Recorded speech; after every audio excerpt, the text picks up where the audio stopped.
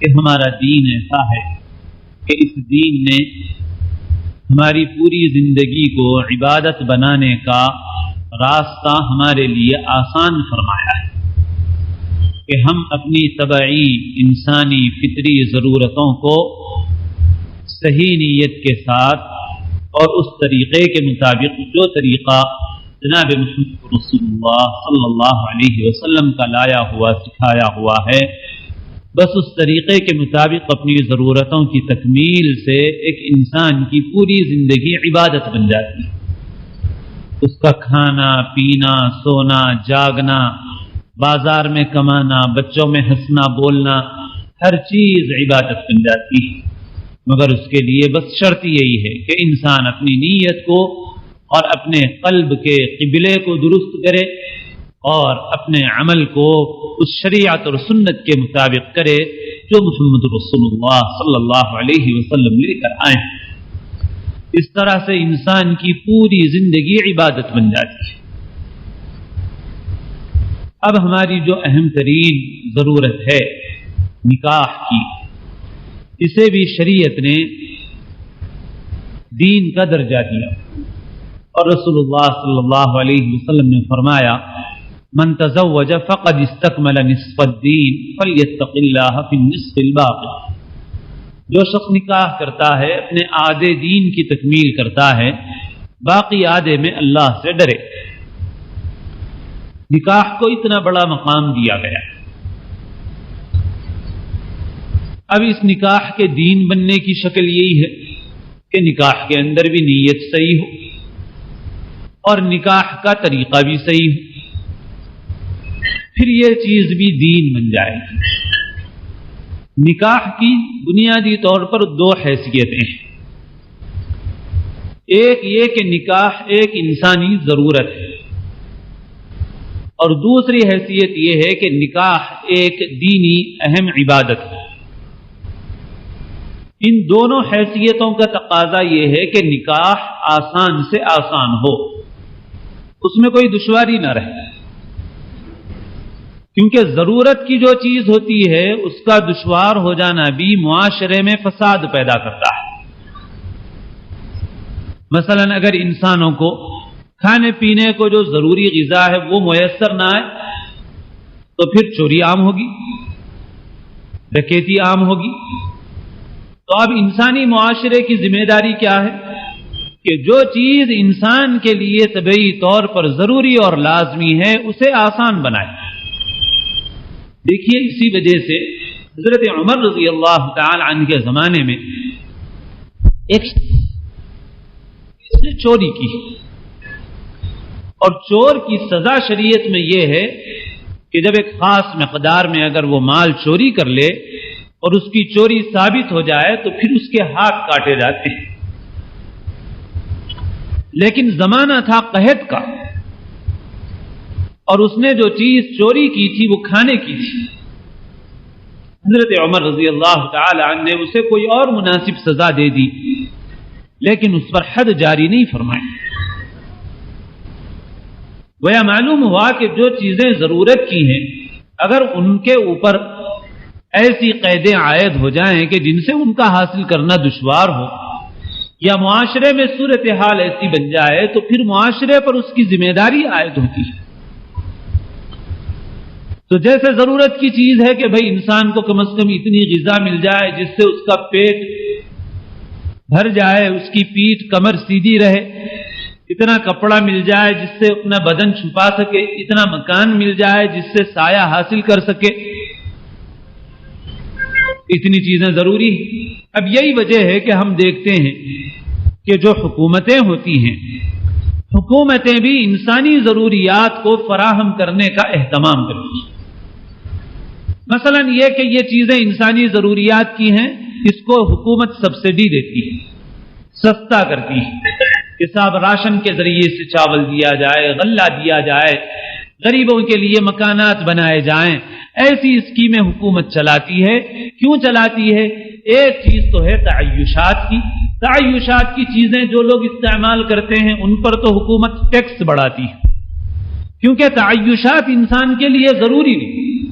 لیکن جو چیزیں ضروریات کی ہیں تو حکومت اس پر ٹیکس بڑھاتی نہیں، بلکہ جہاں تک حکومت سے ممکن ہو اور ملک کا مالیہ جتنا مضبوط ہو اتنا ایک خیر خواہ حکومت یہ کوشش کرتی ہے کہ نہ صرف یہ کہ ٹیکس نہ بڑھائے جائیں بلکہ اس کی حقیقی مالیت سے بھی کم دام میں اسے لوگوں کو دیا جائے۔ اگر ایک چیز 10 روپے میں ملتی ہے تو حکومت اسے خریدتی ہے اور عوام کو اسے 5 روپے میں دیتی ہے، اور 5 روپے کی سبسڈی اس پر دیتی ہے۔ کیوں؟ تاکہ ضروریات لوگوں پر تنگ نہ ہو، کیونکہ جب ضروریات میں تنگی ہو جائے گی تو پھر معاشرے میں بڑا فتنہ اور فساد پیدا ہو۔ میرے دوستو، جیسے یہ کھانا پینا، کپڑا، مکان یہ انسان کی ضرورت ہے، ایسے ہی انسان کی ایک طبعی اور لازمی ضرورت ہے نکاح۔ جب انسان کی عمر نکاح کے لائق ہو جائے اور انسان کو اس کی ضرورت محسوس ہونے لگے تو پھر یہ ضرورت آسانی سے پورا ہونا چاہیے۔ اگر یہ ضرورت آسانی سے پوری نہیں ہوگی تو پھر معاشرے میں بہت بڑا فتنہ اور فساد پیدا ہو۔ چنانچہ رسول اللہ صلی اللہ علیہ وسلم ارشاد فرماتے ہیں، اسی نکاح کو آسان کرنے کے لیے، اس کے راستے میں اڑچنیں پیدا کرنے سے لوگوں کو روکتے ہوئے آپ فرماتے ہیں، اذا خطب الیکم من ترضون خلقه ودینه فزوجوه الا تفعلوه تكن فتنة في الارض وفساد عریض۔ کہ جب تمہارے پاس کوئی رشتہ ایسا آئے کہ جو دینی اور اخلاقی اعتبار سے قابل قبول ہو، دینی اور اخلاقی اعتبار سے پسندیدہ ہو، تو آپ باقی چیزوں کی زیادہ فکر مت کرو، نکاح کر دو۔ جب کوئی رشتہ ایسا آئے جو دینی اور اخلاقی اعتبار سے مناسب و پسندیدہ ہو تو نکاح کر دو، اور اگر تم ایسا نہیں کرو گے تو کیا ہوگا؟ آپ نے یہ نہیں فرما دیا وہاں صرف کہ تم کو بہت گناہ ہوگا، بلکہ آپ یہ فرماتے ہیں الا تفعلوا، اگر تم ایسا نہیں کرو گے تکن فتنة فی الارض وفساد عریض، تو زمین میں بڑا فتنہ اور بڑا فساد پیدا ہوگا۔ فساد کا لفظ بھی معروف ہے ہمارے لیے، فتنے کا لفظ بھی معروف ہے، عریض کا لفظ بھی اردو میں استعمال ہوتا ہے۔ عریض کے معنی جو طویل و عریض ہو، چوڑا، پھیلا ہوا، دور رس اثرات رکھنے والا۔ آپ یہ فرماتے ہیں کہ جب تم نکاح میں دشواریاں پیدا کرو گے تو پھر کیا ہوگا؟ زمین میں بڑے فتنے پیدا ہوں گے اور بڑا فساد پیدا ہوگا جس کے اثرات بہت دور تک جائیں۔ تو غرض اس انسانی ضرورت کا تقاضا یہ ہے کہ اس ضرورت کو آسان سے آسان کیا جائے، اس ضرورت کی تکمیل میں دشواریاں نہ ہوں۔ اور جو دوسری حیثیت ہے نکاح کی، عبادت، اس کا تقاضا بھی یہ ہے کہ وہ عبادت بھی آسان ہو، کیونکہ اللہ عز و جل نے دین میں جن چیزوں کو بطور عبادت مقرر فرمایا ہے اس میں انسانوں کی استطاعت، ان کی طاقت کی پوری رعایت رکھی۔ اگر ایک آدمی بیمار ہے، وضو نہیں کر سکتا، تو شریعت اسے کہتی ہے تیمم کر لو۔ کھڑے ہو کر نماز نہیں پڑھ سکتا، بیٹھ کے نماز پڑھ لو۔ بیٹھ کے نہیں پڑھ سکتے، لیٹ کر سر کے اشارے سے جب تک نماز پڑھ سکتے ہو نماز پڑھو۔ آسانی دیتی ہے شریعت۔ ایسے مقام پر ہو کہ جہاں قبلہ کوئی بتانے والا نہیں، تم کو بھی معلوم نہیں کہ قبلہ کدھر ہے، غور کر کے اندازہ کرو، تھوڑی دیر سوچو، کچھ چیزیں قرائن ہوں تو ان سے اندازہ لگانے کی کوشش کرو، پھر اس کے بعد جدھر تم کو سمجھ میں آ رہا ہے کہ ادھر قبلہ ہوگا ادھر نماز پڑھ لو۔ اگر نماز کے دوران کوئی جاننے والا آ کر تم سے کہہ دے کہ قبلہ ادھر نہیں ہے ادھر ہے، تو جدھر وہ کہہ رہا ہے ادھر نماز کی حالت میں ہی پھر جاؤ، پوری نماز ویسی ہو جائے گی۔ اور اگر نماز پڑھ لینے کے بعد کوئی آ کر کہے بھی کہ صاحب ادھر نہیں تھا قبلہ، قبلہ تو ادھر تھا، تب بھی شریعت کہتی ہے نماز ہو گئی، اب دوبارہ دہرانے کی ضرورت ہے۔ غرض شریعت تو انسان کو اس کی طاقت سے زیادہ کا مکلف نہیں بناتی.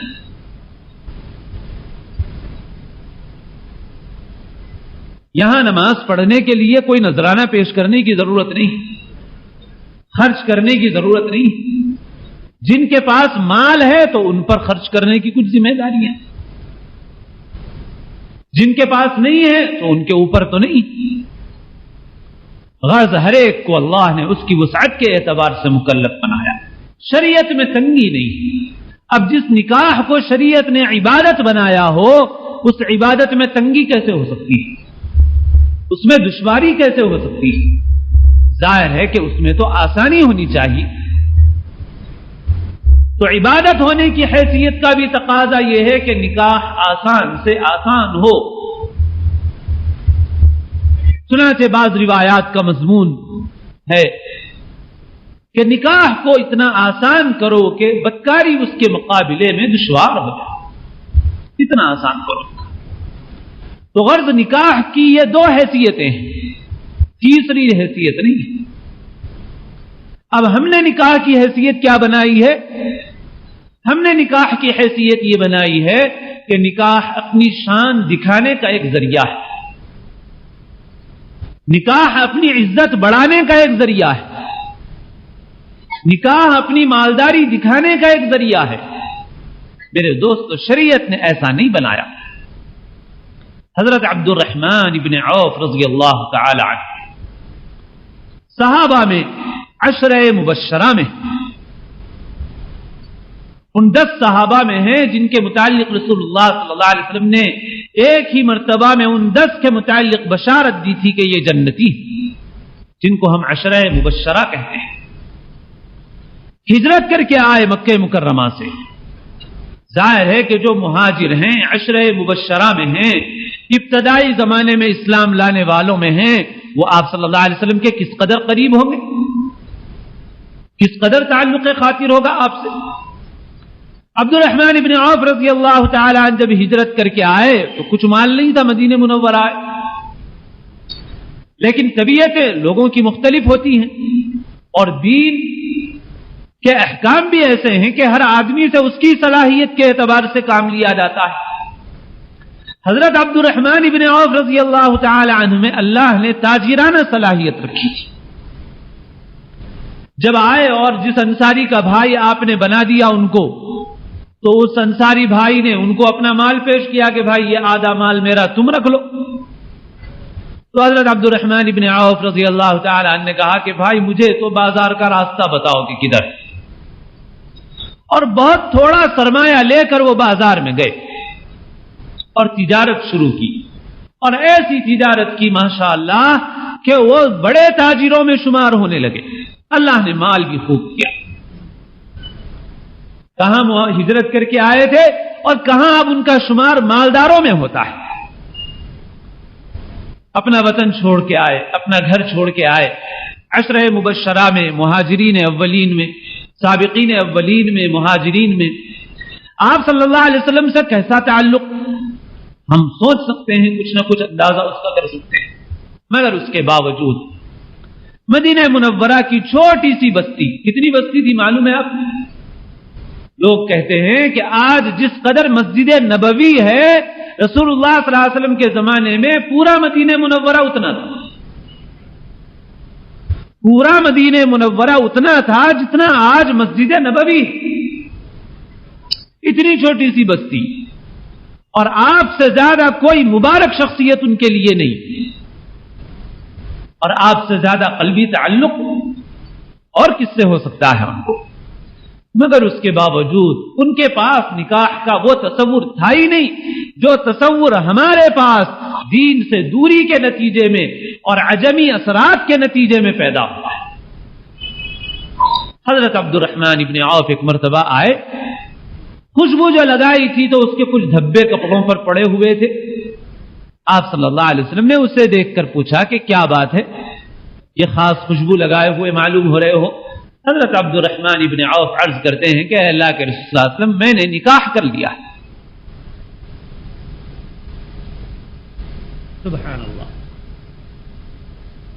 آپ کو اطلاع بھی نہیں.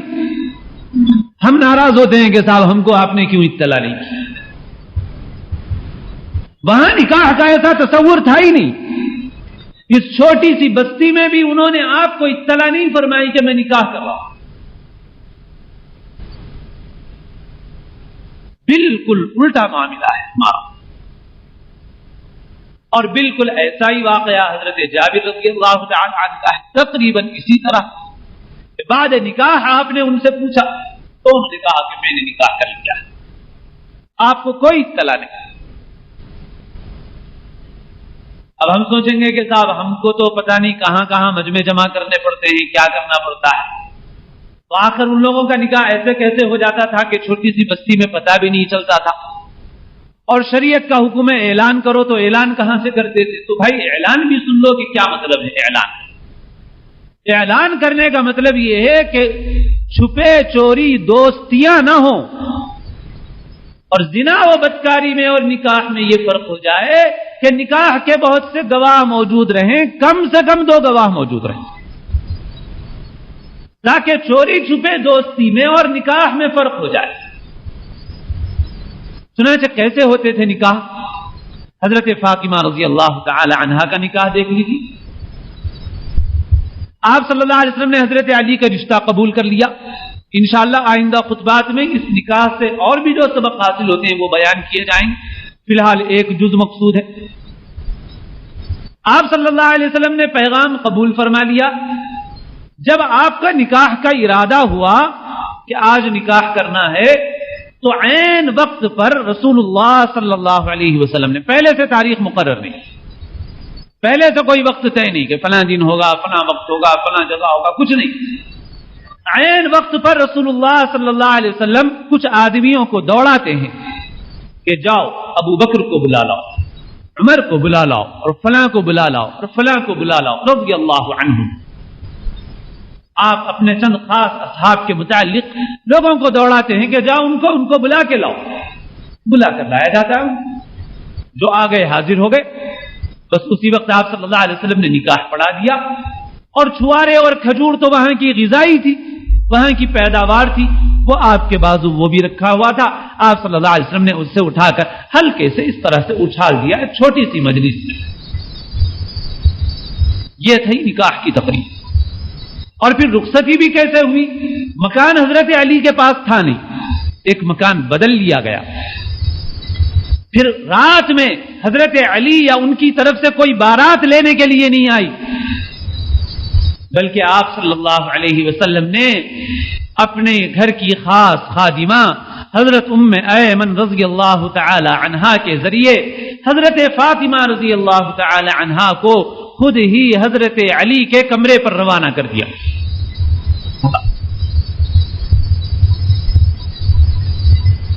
کیا نسبت ہے ہمارے نکاحوں کو ان نکاحوں کو؟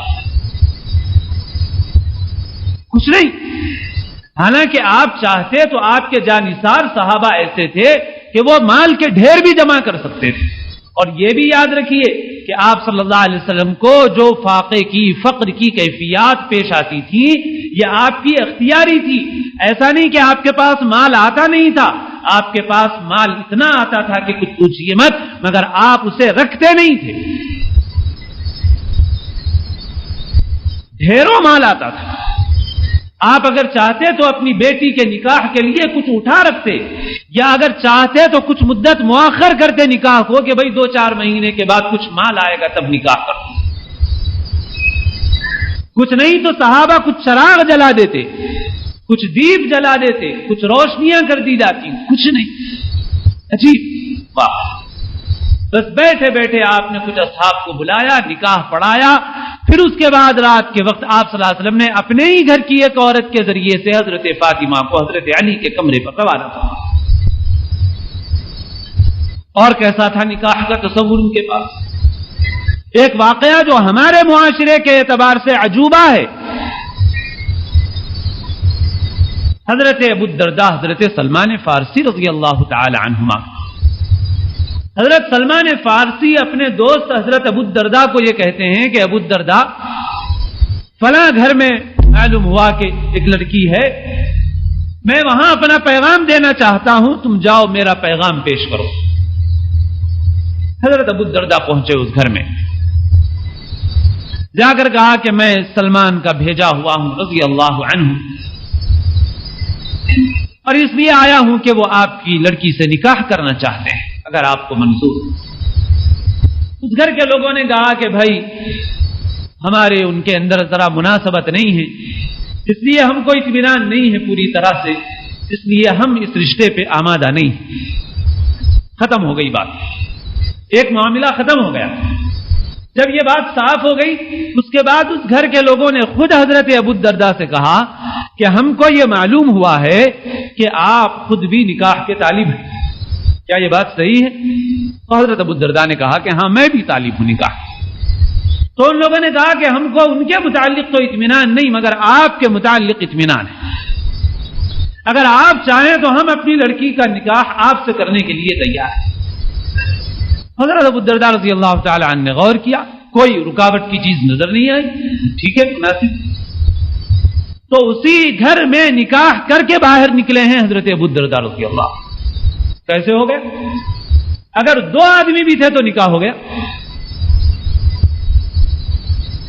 اور ہو سکتا ہے کہ اسی وقت ایک دو کو بلا لیا گیا ہو، پڑوسیوں کو اطلاع کر دی گئی ہو کہ بھائی ہماری لڑکی کا نکاح ہو رہا ہے، آ جائیے۔ تو غرض گھر سے نکلے ہیں وہ نکاح کر کے۔ پھر حضرت سلمان فارسی پوچھتے ہیں کیا ہوا؟ حضرت ابو الدرداء کہتے ہیں کہ مجھے شرم آ رہی، کیسے کہوں؟ حضرت سلمان کہتے ہیں کہ بتا دو بھائی شرم کی کیا بات ہے۔ حضرت ابو الدرداء قصہ سناتے ہیں، حضرت سلمان فارسی رضی اللہ تعالی عنہ کہتے ہیں کہ شرمانے کی کیا بات ہے، مجھے شرمانی چاہیے کہ جو عورت تمہارے مقدر میں تھی اس کی طرف میرا خیال گیا۔ کوئی بات نہیں، ایسا تھا تصور نکاح۔ آپ صلی اللہ علیہ وسلم کے جو نکاح ہوئے وہ بھی اسی کا نمونہ ہے۔ حضرت خدیجہ الکبریٰ رضی اللہ تعالی عنہا کے انتقال کے بعد آپ صلی اللہ علیہ وسلم نے پیغام بھیجا حضرت خولہ بنت حکیم رضی اللہ تعالی عنہا کے ذریعے سے، اور آپ نے اس وقت دو نکاح فرمائے، ایک حضرت سودا بنت زمعہ کے ساتھ جو بیوہ تھی، اور ایک حضرت عائشہ رضی اللہ تعالی عنہا کے ساتھ جو کنواری تھی۔ لیکن حضرت عائشہ کی رخصتی تو ہجرت کے بعد ہوئی ہے، حضرت سودا بنت زمعہ اسی وقت گھر میں آ گئی تھی آپ کی۔ دونوں نکاحوں کا واقعہ تقریباً ایک جیسا ہے کہ خولہ بنت حکیم رضی اللہ تعالی عنہا جب پیغام لے کر گئی تو حضرت ابوبکر صدیق رضی اللہ تعالی عنہ کو ایک شبہ پیش آیا۔ انہوں نے کہا کہ اللہ کے رسول صلی اللہ علیہ وسلم تو میرے دینی اعتبار سے بھائی ہیں، کیونکہ آپ میں اور حضرت ابوبکر صدیق رضی اللہ تعالی عنہ میں عمر کا بھی زیادہ فرق نہیں تھا اور دوستی بھی بہت پہلے سے تھی، اور آپ فرماتے بھی ہیں ایک حدیث میں کہ میں اللہ کے سوا کسی کو خلیل نہیں بنا سکتا، اگر دنیا میں کسی کو اپنا خلیل بناتا میں تو ابو بکر کو اپنا خلیل بناتا، اپنا قلبی دوست بناتا، لیکن خلت کے لیے کوئی گنجائش اللہ کے لیے سوا کسی کے لیے نہیں ہے، اس لیے میں نے کسی کو نہیں بنایا، ایسا تعلق تھا۔ تو حضرت ابو بکر کو شبہ پیش آیا، آپ صلی اللہ علیہ وسلم نے کہلا بھیجا کہ ابو بکر سے کہہ دو کہ یہ رشتہ دینی اور ایمانی ہے، دینی اور ایمانی اعتبار سے بے شک وہ میرے بھائی ہیں، مگر یہ کہ نسبی رشتہ نہیں ہے، اور اسی وجہ سے ان کی لڑکی میرے لیے ناجائز نہیں، نکاح ہو سکتا ہے۔ جب شبہ حل ہو گیا تو حضرت ابو بکر رضی اللہ تعالی عنہ فرماتے ہیں اچھا بھائی بلا لاؤ رسول اللہ صلی اللہ علیہ وسلم۔ اب آپ صلی اللہ علیہ وسلم تشریف لائے اور اسی وقت گھر میں نکاح ہو گیا، بس کوئی نہ تاریخ طے کرنے کا مسئلہ تھا نہ کوئی اور جھنجٹ، بس نکاح ہو گیا اسی وقت، البتہ رخصتی ہوئی بعد، اور حضرت سودا بنت زمعہ سے جو نکاح ہوا اس کا واقعہ بھی بالکل اسی طرح سے ہے تقریباً، اس قدر آسانی سے نکاح ہو جائے۔ یہ تھا تصور نکاح کا۔ غرض نکاح بحیثیت ضرورت ہونے کے اور بحیثیت عبادت ہونے کے، ہر دو حیثیتوں سے اس کا تقاضا یہ ہے کہ نکاح کو ویسا آسان کیا جائے جیسا کہ رسول اللہ صلی اللہ علیہ وسلم اور صحابہ کرام کے معاشرے میں نکاح آسان تھا، اور جس طرح ہم نے نکاح کو دشوار بنایا ہے اللہ کے پاس ہم اس کے جواب دہ ہوں گے، خوب یاد رکھیں۔ اور جیسے کھانے پینے کی ضروریات میں تنگی، چوری، فتنہ اور فساد پیدا کرتی ہے، ویسے ہی نکاح میں تنگیاں جو خرابیاں پیدا کر رہی ہیں، اگر اللہ نے کسی کو عقل دی ہے اور دیکھنے والی آنکھ دی ہے اور سمجھنے والا قلب دیا ہے تو وہ اس کے سینکڑوں ہزاروں نمونے روزانہ اپنی آنکھوں سے دیکھ سکتا ہے، اور اگر اس کے بعد بھی عبرت حاصل نہ کرے پھر کسی کے اوپر کیا ذمہ داری ہے؟ اللہ کے پاس ہم میں سے ہر ایک کو جواب دہ ہونا ہے کہ ہم اپنے اس معاشرے کو اگر بدلتے نہیں اور بدلنے کی کوشش نہیں کرتے تو پھر سمجھ لیجئے کہ ہمارے اوپر کیا ذمہ داری عائد ہوتی ہے۔ ہم میں سے ہر شخص اپنے اس تعلق کو سامنے رکھتے ہوئے جو اس کا اپنے پالنے والے اپنے اللہ سے اور اپنے نبی سیدنا محمد رسول اللہ صلی اللہ علیہ وسلم سے ہے، سب کو ہٹا کر تنہائی میں اپنے گریبان میں منہ ڈال کر اس تعلق کو درمیان میں رکھتے ہوئے سوچے کہ جس شریعت نے نکاح کو اتنا آسان کیا تھا اس شریعت کی طرف انتساب اپنا کرتے ہوئے بھی نکاح کو دشوار کرنے یا نکاح کی دشواریوں کو باقی رکھنے کا کام اگر میں کرتا ہوں تو پھر میرا یہ تعلق کیسا ہے؟ آدمی خود اپنا جائزہ لے، اپنی ذمہ داریوں کو محسوس کرے۔ آئندہ بھی انشاءاللہ یہ گزارشات اس سلسلے کی عرض کی جائیں گی۔ آپ حضرات ذرا جلدی بھی تشریف لائیں تو انشاءاللہ اہم چیزیں چھوٹنے نہیں پائیں گی۔ اللہ مجھے آپ کو سب کو عمل کی توفیق نصیب فرمائے۔